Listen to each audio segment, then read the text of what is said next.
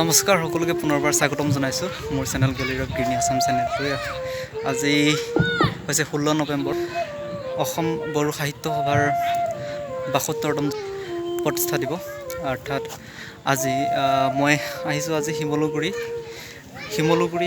এখন বড়ো প্ৰধানত লোক ব্যক্তি থকা ঠাই, আৰু ইয়াতো আজি বড়ো সাহিত্য সভাৰ ৫১তম জন্মবাৰ্ষিকী উদযাপন কৰিছে। তাতে আহিছোঁ, খুব ধুনীয়া এটা প্লেচ। মই আপোনালোকক দেখাম ইয়াৰ সামগ্ৰিক দৃশ্যটো।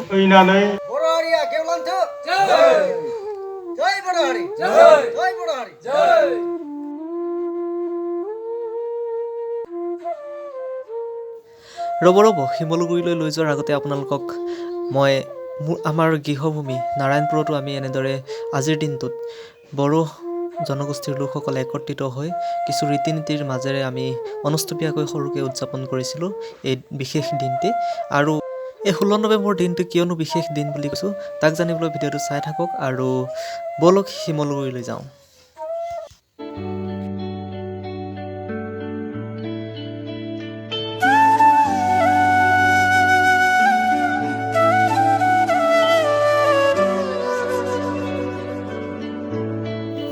শিমলুগুৰি আহি পাই গ'লোঁ, আৰু ইয়াত ফটো ছেশ্যন চলি আছে, আৰু ইয়াৰ সামগ্ৰিক দৃশ্যটো চাওক। আৰু এতিয়া জানক বড়ো সাহিত্য সভানো কি। 1952 চনৰ 16 নৱেম্বৰ দিনটোতে বড়ো সাহিত্য সভাৰ জন্ম হৈছিল। বড়ো সাহিত্য সভাৰ লক্ষ্য আৰু উদ্দেশ্য আছিল বড়ো ভাষা আৰু সাহিত্যক সুৰক্ষিত কৰি প্ৰসাৰ আৰু প্ৰচাৰ কৰা। আৰু আজিৰ দিনটোতে কোকৰাঝাৰ স্থিত বাচু গাঁৱত জয়ভদ্ৰ হাগজেৰ দেৱৰ সভাপতিত্ব আৰু নেতৃত্বত এই সাহিত্য সভাৰ জন্ম হৈছিল। আৰু সেই উদ্দেশ্যে সমগ্ৰ অসমত আজিৰ দিনটোত বড়ো সাহিত্য সভাৰ দিন হিচাপে পালন কৰা হয়। আৰু শিমলুগুৰিতো আজি এই বড়ো সাহিত্য সভাৰ সোণালী জয়ন্তী বৰ্ষ অৰ্থাৎ ৫১তম বড়ো সাহিত্য সভা উদযাপন কৰিছে, আৰু ইয়াতে এখন গ্ৰন্থ উন্মোচনী কৰিছে, আৰু গ্ৰন্থখনৰ নাম হৈছে খাম্ফা।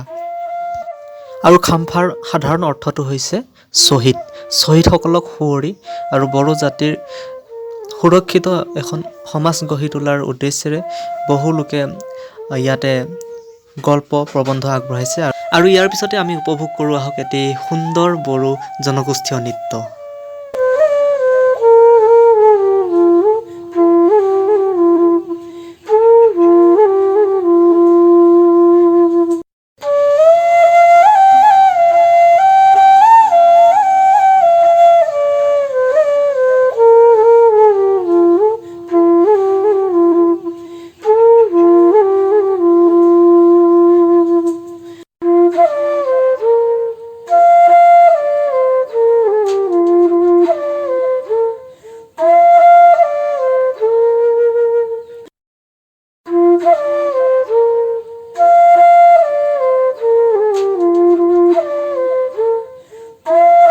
অৱশেষত এই ৭০ বছৰ গৰকা বড়ো সাহিত্য সভাৰ গৌৰৱ উজ্জ্বল যি ৭০ বছৰ অতিক্ৰম কৰিলে আৰু নিজৰ ভাষাটোক ভাৰতীয় সংবিধানত প্ৰতিষ্ঠিত কৰিব পাৰিলে, তাক লৈ আমি গৌৰৱান্বিত।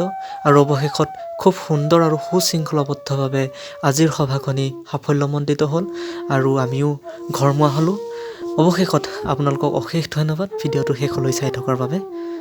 অৱশেষত বড়ো সাহিত্য সভা সদায় সুৰক্ষিত হৈ থাকক, আৰু বড়ো জাতিৰ উন্নয়ন হওক, সমগ্ৰ অসমীয়া জাতিৰ উন্নয়ন হওক। ধন্যবাদ।